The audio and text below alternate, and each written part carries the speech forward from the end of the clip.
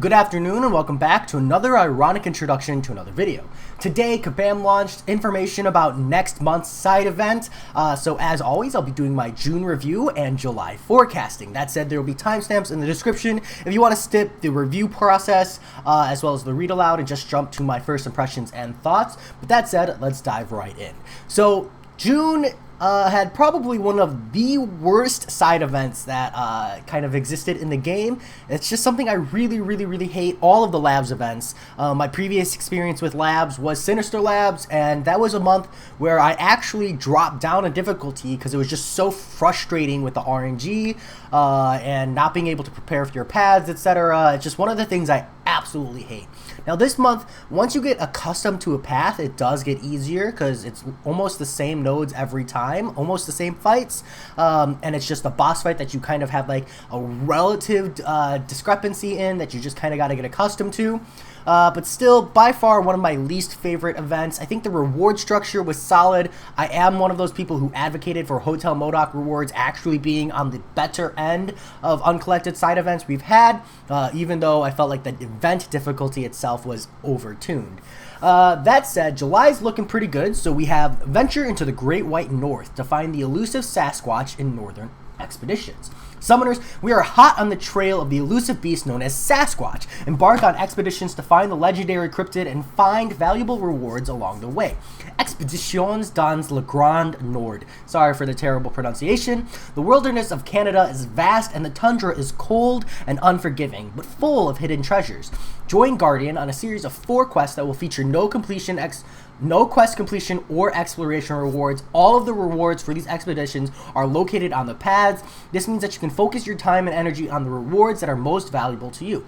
These quests will be unlocked over the course of 4 weeks and restrict your team to only 3 champions. They feature no energy costs and will have fewer paths than when we first ran this style of event with Moleman Expeditions, it being 8, 8, 12, 12 instead of the 8, 12, 16, 20, I think it was for Moleman Expeditions. Mais attention, vous pouvez être pris en embuscade par Sasquatch à tout moment. Again, sorry for the terrible pronunciation. Canadian difficulty. This month's event features a new difficulty available to summoners that have reached level 60. Canadian difficulty. Canadian difficulty will change some of the encounters from other difficulty levels and adds a global node and link nodes to all but one, typo there, of the paths. This means that your first experience with this new difficulty can be achieved without fighting any of the link nodes, but to obtain more rewards you'll need to take on the extra challenges of these curated buffs. These paths are focused on class advantage, so scope out your targets and bring in a group of the right class for the best results. Canadian difficulty is the first step on the road to our Cavalier event quest difficulty level. It will allow us to gather feedback and data, and you to share your experiences with us in regards to difficulty rewards and pain points. Keep this in mind as you try it out. This is the first time we're introducing this difficulty, and everything is subject to change for future events, from the rewards to opponent stats to the overall difficulty level. After the content is live, our designers want to hear from you. We'll host some discussions on the difficulty level, and we'll be looking at your feedback in the forums and other channels. As a result of the addition of Canadian difficulty, there will be no normal difficulty for this event. Quel trésor vous attend? Unlike a traditional quest, the best rewards are found along the paths of these quests and not in the completion or exploration rewards. Even if you do not have the time to complete the entire quest, you can target the rewards that you need the most. The following chart shows the total possible rewards you can find on the map across all 4 quests. Remember, 1 quest unlocks each week. Here are the rewards. Solo objectives. Along with the Northern Expedition quests, you'll also have solo objectives that reward 5-star shards, gold, and 4 and 5-star signature stones, maple syrup, and poutine. Throughout this month, you'll find maple syrup and poutine in select content. Use these items to heal and revive your champions and take the chance to tackle some tough content you've been putting off or to try out the new Canadian difficulty. But beware, maple syrup will turn into level 3 and 5 health potions, and poutine will turn into level 1 revives when the event is over. Bon voyage! Your expedition starts at 10 a.m. PT on Canada Day, July 1st, and will conclude at 10 a.m. on August 5th. Bonne chance, mon ami. So that said, I'll put a timestamp for those of you who want to skip the read aloud. So first off, they've literally said this is a rehashed Moman Expeditions. I don't see any problem with that. Side events by nature are repetitive, and I don't mind a repetitive event, especially knowing it will save them time on their end. So I know there's going to be a lot of complaints of like, oh, this isn't, unique or clever, or, doesn't bring any kind of spice to the game. And there's nothing wrong with that. I'd rather we get more repetitive side events in the meantime while they work on fixing some other issues. My first instinct though was the quantity of paths, because Moman Expeditions had an insane amount of paths. 8 paths wasn't that bad, and 12 paths was actually pretty reasonable. So keeping it at 12 paths capped actually seems really, really nice. It's still going to be fairly tedious, but it goes pretty quick. So that's not too big of a deal. My only big thing here is I really, really, really hope we don't have to fight Sasquatch on every single one of these. Like, it would be nice if it's a different boss over all 4 quests, because even at 8, 8, 12, 12, we're looking at 40 times you're going to have to fight Sasquatch, and that's just for one difficulty, and that's just a pain. And Moman was a bit of a harder defender, I felt, than Sasquatch is going to be. They've released the spotlight, but still, it's just a pain, and it's really, really repetitive. So I do hope there's different boss fights there. I like that they've changed the reward structure so there's no exploration or completion. So now there's literally no pressure to feel the need to go after rewards that have no value for you. So that might save you time if you're looking for those kinds of things. Canadian difficulty, this is exactly what I was expecting. So essentially there's going to be one path that is significantly less noted, and then the rest of the paths will have linked nodes on them. So that's going to provide a very accessible completion, but not as accessible exploration. I think that's super awesome. I'll take into mind that this is going to be the first time. I wouldn't be surprised if this is over-tuned, but we'll have to jump in and see, or potentially even under-tuned if they decide to lowball it, but I would guess if anything it's going to be over-tuned. And then we'll just kind of have to judge over the course of the 4 weeks. I'll talk about the rewards last. Solo objectives are pretty vague, but I always like solo objectives, especially when I see 5-star shards, gold, and signature stones in there. It just comes down to quantity. I'd really like to see somewhere in the range of 40 to 50 5-star signature stones for the Cavalier tier, but we know it might be like 10. So we'll just have to wait and see on that. The maple syrup and the poutine, I always love it when they give potions and revives. That's super awesome. And that said, let's talk about, something everybody's probably interested in is the rewards. So I'll talk about Canadian difficulty first. My gut instinct is, this is low.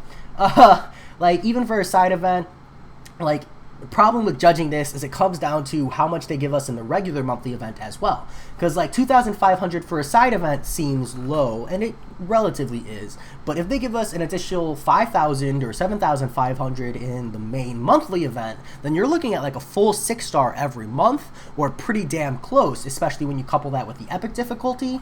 So this has the potential to be really good. It just comes down to difficulty versus effort, right? 2,500 is gut instinct feels low, but if it's not the world's hardest of content for a Cavalier player, if it's relatively accessible, then it's not that bad.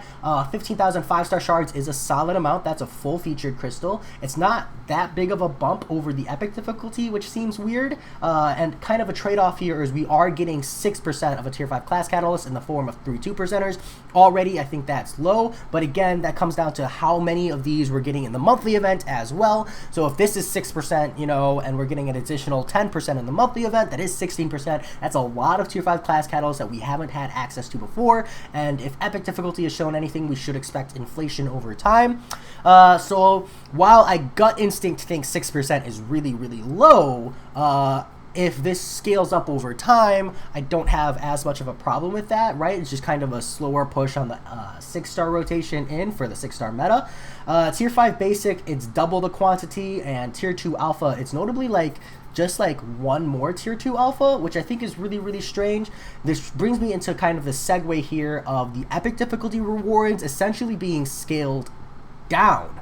So one of the things they were trying to do, which I think was very noticeable, was they were trying to make epic difficulty appeal to both higher end players and uncollected players rather than just uncollected players. And as a result, we saw this kind of inflation in rewards and value there. And the first thing I saw when I see this is that the rewards have scaled down. Like, this is actually, as far as epic difficulty goes, going to be one of the worst rewards we've ever seen in a side event for probably like 7 or 8 months.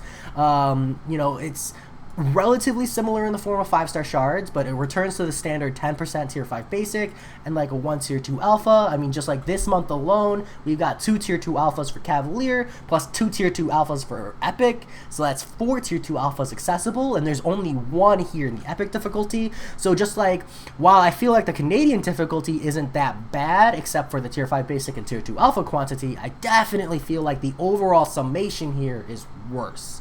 And that's something I don't like seeing. We've grown accustomed to higher level epic difficulty rewards, so a cutback here is immediately noticeable to me and something I'm not super psyched to see. I also don't see tier 1 alpha here anywhere, which is something like I think always should be pointed out. The fact that there's no tier 1 alpha here draws, an even bigger scarcity, because that seems to be one of the resources that people frequently run out of, even though they have higher end resources. So yeah, I'd like to see that put in here somewhere. So yeah, overall, I'd say the rewards, they have some gaps. I think overall there needs to be a rough shift upwards, maybe like another 20 or 30%. Maybe I know I'm asking for a lot, but that's just kind of my expectation. I was kind of expecting 5 tier 5 class catalyst fragments at the 2% level. I was expecting at least 4,000 6-star shards just in the side event alone. I think the 5-star shards here is perfectly reasonable. I think the tier 5 basic is personally perfectly reasonable, but tier 2 alpha wise, I was expecting a full tier 2 alpha here, in addition to like 6 tier 1 alpha somewhere between Canadian and Epic. So yeah, those are my thoughts on the rewards. Let me know what you guys think. Are you hyped? Are you super interested? Maybe I'm bashing the rewards too much. Maybe you think I'm wrong and you need to push it even further, Kabam. But yeah, this is the time to throw that feedback out because Kabam is listening. They're definitely aware. And as always, I'll talk to y'all later. Peace.